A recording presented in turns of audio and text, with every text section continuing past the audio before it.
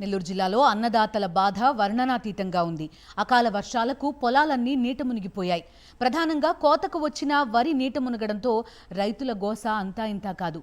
అనంతసాగరం, పాతదేవరాయపల్లి, పాతాళ్లపల్లి, ఉప్పలపాడు, చేజర్ల మండలాల్లోని మరికొన్ని గ్రామాల్లో రైతులు తీవ్రంగా నష్టపోయారు. దాదాపు వారం రోజులుగా ఎడతెరిపి లేని వర్షం కారణంగా చల్లటి ఈదురు గాలులు తోడై వరి గింజలు మొలకెత్తడం కూడా ప్రారంభమైంది. మోకాలి లోతు నీటిలో పంట పొలాలు మునిగిపోవడంతో రైతులు కంటతడి పెట్టుకుంటున్నారు. 4 రోజుల నుంచి తమ పంట మునిగిపోయింది మహాప్రభో అంటూ వ్యవసాయ అధికారులకు, రెవెన్యూ అధికారులకు మొరపెట్టుకున్నా కనీసం వచ్చి చూసిన పాపాన పోలేదని కన్నీటి పర్యంతమవుతున్నారు.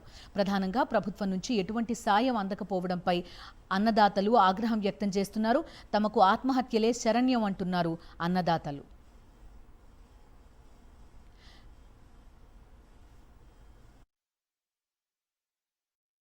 ఆరుగాలం శ్రమించినటువంటి పంట చేతికొస్తే 5,000 లోపలికి వెళ్తాయని ఎదురు చూసినటువంటి రైతాంగానికి నిరాశ ఎదురైంది.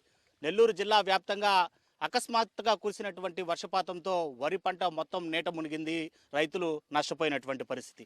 గడిచిన వారం రోజులుగా ఏదైతే ఉమ్మడి నెల్లూరు జిల్లాకు సంబంధించి ప్రధానంగా ఆత్మకూరు నియోజకవర్గంలో అత్యధికంగా వర్షం నమోదు కావడం, అది కాస్త పంట పొలాలు పూర్తిగా కూడా వరి పంటను ముంచేసినటువంటి పరిస్థితులు ఇక్కడ చాలా స్పష్టంగా కనిపిస్తున్నాయి. దాదాపు మోకాళ్ళ లోతు నీటితో మునిగిపోయినటువంటి పంట పూర్తిగా ఇక దేనికి పనికిరానటువంటి దుస్థితి. ఇటు ప్రభుత్వం కూడా ఆదుకున్నటువంటి పరిస్థితి లేదు అని రైతాంగాలు బోరున విలపిస్తున్నటువంటి పరిస్థితి చాలా స్పష్టంగా కనిపిస్తుంది. ప్రస్తుతం నేను ఆత్మకూరు నియోజకవర్గంలో ఉన్నాను. ఇక్కడ రైతాంగము వాళ్ళ పంట పొలాల్లోనే దిగి మోకాళ్ళకు పైగా నడుము వద్దకు కూడా నీరు వచ్చి పంట మునిగిపోయినటువంటి దుస్థితిని మనకు సాక్షికి ఎక్స్ప్లెయిన్ చేయడానికి వాళ్ళు కూడా ఇక్కడికి విచ్చేసినటువంటి పరిస్థితి.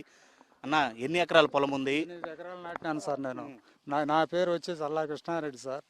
మాది నెల్లూరు జిల్లా అనసారం మండలం పాతదేవరాయపల్లి. 8 ఎకరాలు నాటుకున్నాను నేను, ఏదో బతకదామని. కౌలుకు చేసుకున్నాను. అందులో కొంత కౌలు, కొంత సొంతం చేసుకున్నాను. ఎకరాకు వచ్చి 40,000 రూపాయలు పెట్టుబడి పెట్టుకున్నాను. ఈరోజు తీరా కోసుకోబోయే తలకి మాకు చేతికి తట్టలేదు. చెప్పండి అన్న, అంటే ఎంతవరకు కూడా నష్టపోయారు? మొత్తం నష్టమే సార్. మొత్తం నీళ్ళలో పడిపోయింది. నీళ్ళలో పడిపోయింది, ఇదే విధంగా పడిపోయింది. 3 లక్షల రూపాయలు పెట్టుబడి అయింది సార్. అది వస్తే ఇంకొక 50,000 60,000 మిగిలేది. కానీ మొత్తం 3 లక్షలు పెట్టుబడి పోను, 50,000 మిగలద్దులు అనుకున్నాం. ఆ 50,000 అటు పోనీ అసలు తెచ్చి అప్పులు తెచ్చినట్టు కట్టుకోలేమని బాధపడుతున్నాం సార్. ప్రభుత్వం ఏమన్నా మిమ్మల్ని పరామర్శించినటువంటి పరిస్థితి? ఊరు రాలేదు సార్ మాకు. మేము ఫోన్లు చేస్తే వాళ్ళకి ఫోన్లు చేస్తే మేము రాసుకుంటాం లేదు, మీరు ఏం రాబడలేదని అంటున్నారు. కానీ ఒక్కటి రాలేదు ఎవరికి. 4 ఎకరాలు వేస్తున్నాం సార్. 4 ఎకరాలు నీట మునిగిపోయింది. మొలకలు ఈ విధంగా మొలకలు వచ్చేసాయి, మామూలు వచ్చాయి. ఇంతవరకు ఏ అధికారి ఇక్కడికి వచ్చి రైతుల్ని ఎవరిని చూడలేదు. ఈ విధంగా మొలకలు వచ్చేసాయి. మొత్తం అదే విధంగా గ్రామంలో 150 ఎకరాలు ఉన్నాయి సార్. మొత్తం 150 ఎకరాలు ఉన్నాయి ఇక్కడ. అంతా మొత్తం రైతులు మొత్తం నష్టపోయిన ఉన్నాయి. ఎవరు మమ్మల్ని చూడలేదు, ఇక్కడికి వచ్చి ఎవరు రాలేదు. ఎవరు మా కాడికి వచ్చి మీ పరిస్థితి ఏంది అని ఇక్కడికి వచ్చి ఎవరు చూసిన దాఖలా లేదు. ఇంతవరకు వారం రోజుల నుంచి కురుస్తున్నాయి. మేము చెప్పినాం, ఫోన్లు చేసాం, ఎవరు వచ్చి రాలేదు ఇక్కడికి. మొత్తం ఏం లేకుండా మునిగిపోయింది. ఏం లేదు సార్. మేము వేసుకుంది ఒకటే, ఊరిలో ఒకటే, చచ్చిపోయేది ఒకటే. నా బాధ అది. అదే సార్, మమ్మల్ని ఆదుకునేది ఎవరు ఇంతవరకు ఊరు పరుచుకోలేదు. అది మా పరిస్థితి. ఎవరు వచ్చి కూడా చూడాల మమ్మల్ని. మా కష్టం మాదే. ఈ నేలల్లో ఈ బోళ్ళల్లో మేము అల్లాడిపోతున్నాము. ఎవరు అనుకున్న వాళ్ళు లేరు. మేము చచ్చిపోవాల్సింది ఒకటే సార్. మేము అది ఎకరాకి 40,000 రూపాయలు సార్. ఫస్ట్లోంచి నారు పోసిన నాటి మొత్తం 40,000 రూపాయలు ఒక ఎకరాకు వచ్చి. ఇది మా బాధ. మా బాధ చెప్పుకొని చాలా బాధగా ఉంది సార్. అది తమకి ఇంత నష్టం వాటిల్లితే ప్రభుత్వం స్పందించకపోవడంపై వారు బోరున విలపిస్తున్నటువంటి తీరును కూడా మనం ప్రధానంగా చూసాం.